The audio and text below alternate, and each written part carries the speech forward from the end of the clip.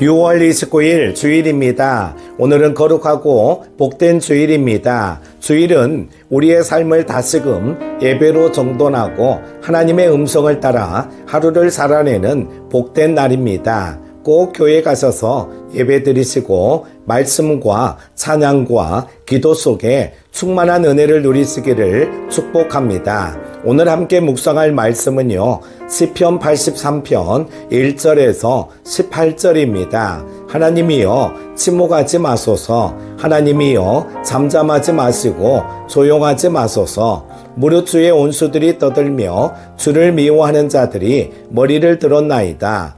그들이 주의 백성을 치료하여 간계를 꾀하며 주께서 숨기신 자를 치려고 서로 의논하여 말하기를 가서 그들을 멸하여 다시 나라가 되지 못하게 하여 이스라엘의 이름으로 다시는 기억되지 못하게 하자 하나이다.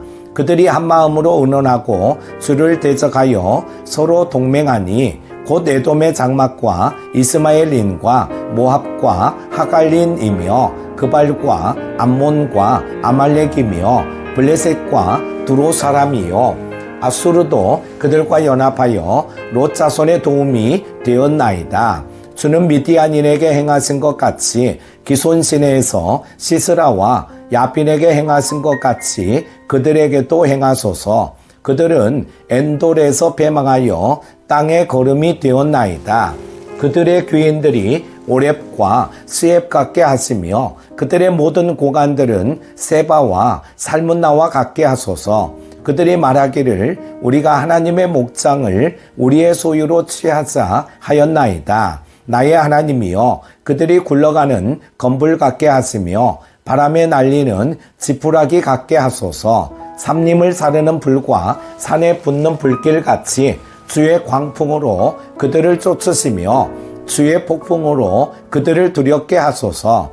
여호와여 그들의 얼굴에 수치가 가득하게 하사 그들이 주의 이름을 찾게 하소서. 그들로 수치를 당하여 영원히 놀라게 하시며 낭패와 멸망을 당하게 하사 여호와라 이름하신 주만 온 세계의 지존자로 알게 하소서. 아멘. 이 시편은 기도자의 절규로 시작합니다. 하나님이여 침묵하지 마소서. 하나님이여 잠잠하지 마시고 조용하지 마소서.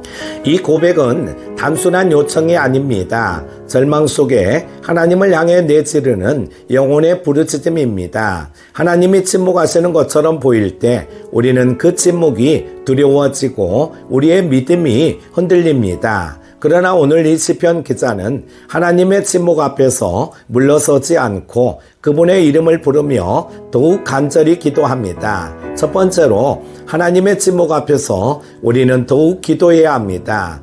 본문 초반부를 보면은요, 하나님을 대적하는 세력들이 한마음으로 모여 이스라엘을 무너뜨리려는 악한 계획을 꾸밉니다. 2절부터 4절은요, 이렇게 기록됩니다. 무릇 주의 온수들이 떠들며 주를 미워하는 자들이 머리를 들었나이다. 그들이 주의 백성을 치려하여 간계를 꾀하며 가서 그들을 멸하여 다시는 기억되지 못하게 하자 하나이다. 이들은 단순히 이스라엘을 미워하는 것이 아니라 하나님을 미워하고 하나님이 세우신 공동체를 무너뜨리려는 악한 연합입니다. 6절부터 8절까지는 에돔, 모압, 암몬, 아말렉, 블레셋, 아수르 등 당시의 강대국들이 등장합니다. 하나님을 믿는 백성을 둘러싼 절망적인 상황이죠. 그러나 이 상황에서 시편 기자는 도망치지 않습니다. 환경을 바라보며 낙심하지 않습니다. 오히려 그는 하나님께 부르짖습니다. 하나님이여 침묵하지 마소서. 사랑하는 여러분, 오늘날 우리도 하나님의 침묵처럼 느껴지는 현실 속에 살고 있습니다. 정의는 무너지고 악은 득세하며 하나님의 사람들은 조롱받고 복음은 공격받습니다. 그러나 이럴 때일수록 우리는 더 깊은 기도의 자리로 나아가야 합니다. 하나님의 침묵은 무관심이 아닙니다. 그 침묵은 우리의 신앙을 성숙시키는 통로이며 우리의 기도를 더 간절하게 만드는 하나님의 인도하심입니다. 두 번째로 하나님은 기억하시는 분이시며 역사하시는 분이십니다. 9절부터 시편 기자는 과거의 역사를 기억하며 기도합니다. 주는 미디안인에게 행하신 것 같이 시스라와 야빈에게 행하신 것 같이 그들에게도 행하소서. 이 기도는 단지 옛날의 전쟁 이야기가 아니죠. 하나님께서 과거에 어떻게 악을 심판하셨는지를 기억하며 오늘 또 동일하게 행하여 달라는 믿음의 간구입니다. 믿음은 기억에서 시작됩니다. 하나님께서 나를 건지셨던 시간들, 내 기도에 응답하셨던 순간들, 눈물 속에 부르짖을 때 위로하셨던 그 은혜, 그 기억이 살아날 때 오늘의 절망은 더 이상 우리를 무너지게 하지 못합니다. 하나님은 침묵하시는 분이 아니라 때를 따라 역사하시는 하나님이십니다. 시편 기자는 악인들이 하나님의 목장을 자기 소유로 취하려 한다고 말합니다.